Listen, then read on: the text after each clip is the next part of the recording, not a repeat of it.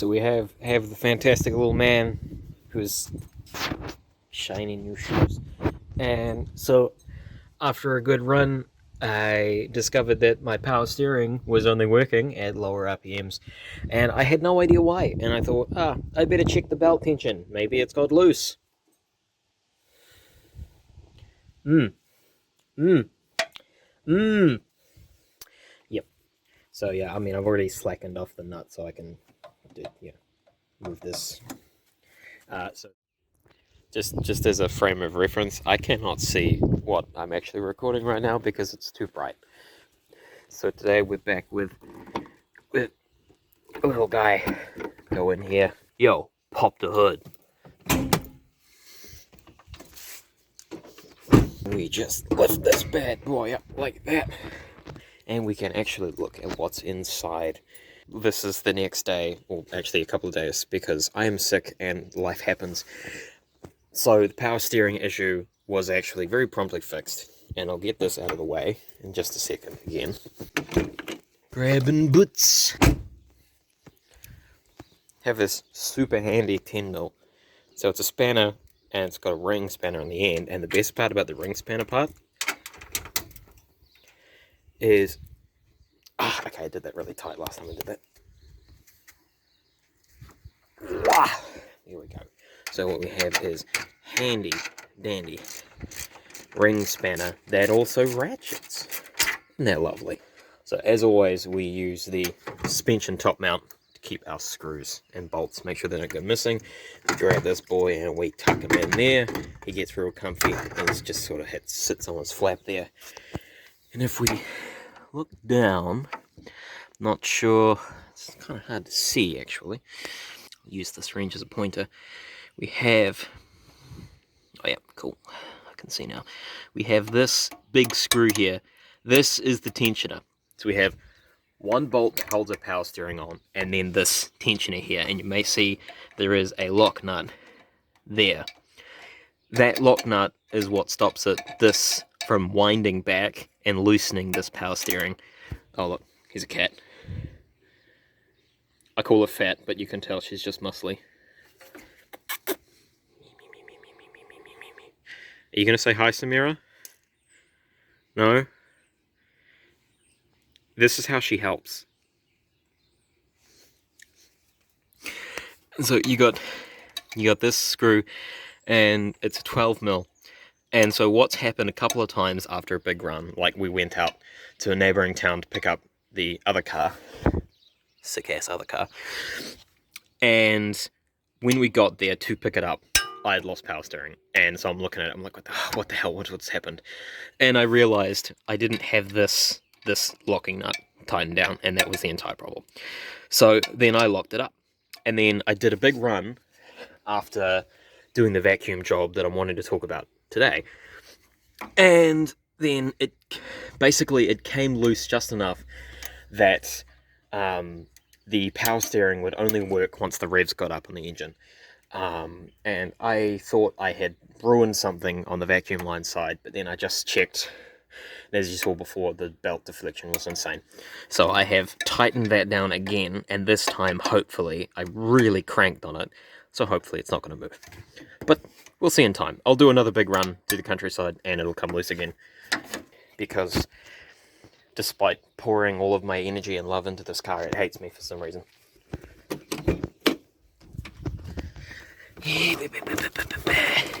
Always looking for my tools. That's what we want. It's a combination wrench. I've got two of them. I was working at a bakery, and just undo this a little bit, and we just got these flour bucket doofers, and I was tasked with assembling them for some reason. And this is, I'm not going to be able to get a good grip on this. No. Oh, no, we got it. And it had 10mm bolts and 12mm bolts, and that is exactly what we have on this little spanner. So it's great, fits in a pocket, easily retrievable. So we'll put that up there for safekeeping.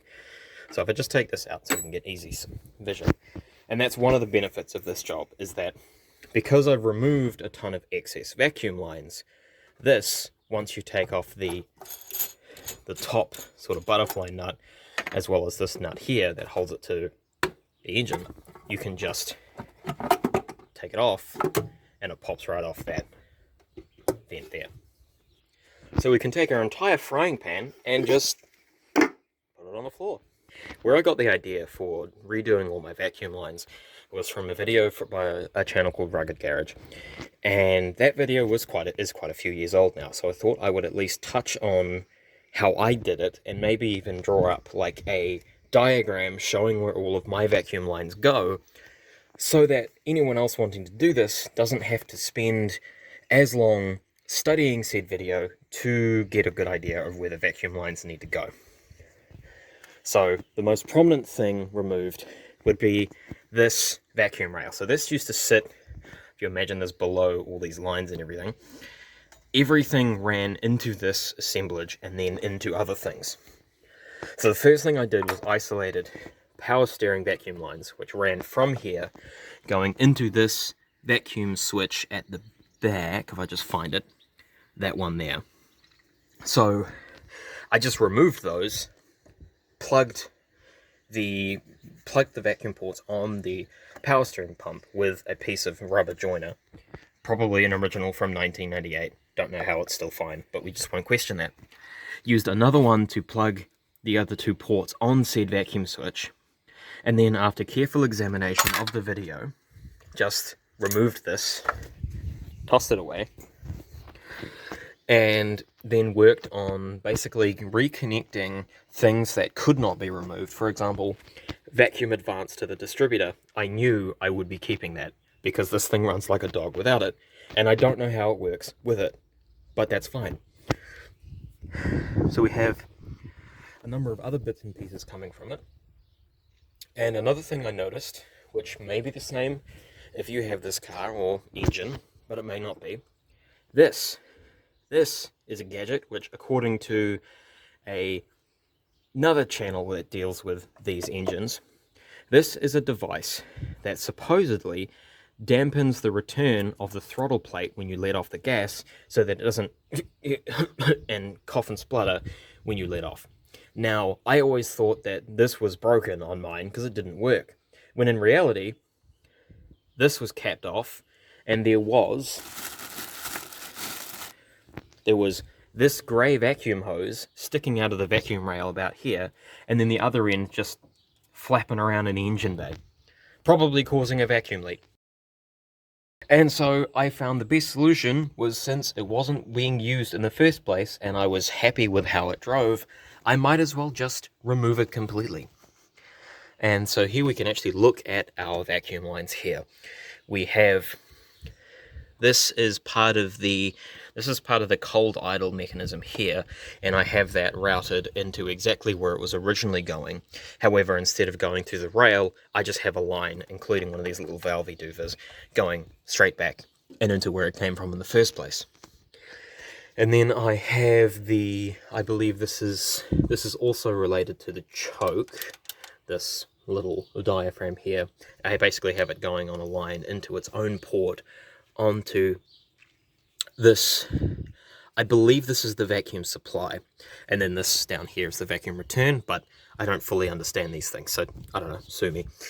I managed to scavenge a T-piece from all the extra bits and pieces that were running to and from that rail that I tossed behind me, as well as caps, like these ones here, to basically just rejigger everything in such a way, let me just clip that back together, that we have only the essentials and running pretty much directly into the vacuum supply. So the end result is a much simpler appearance. You can see everything much better. You can see where the oil leaks out of my valve cover, and it is actually more responsive.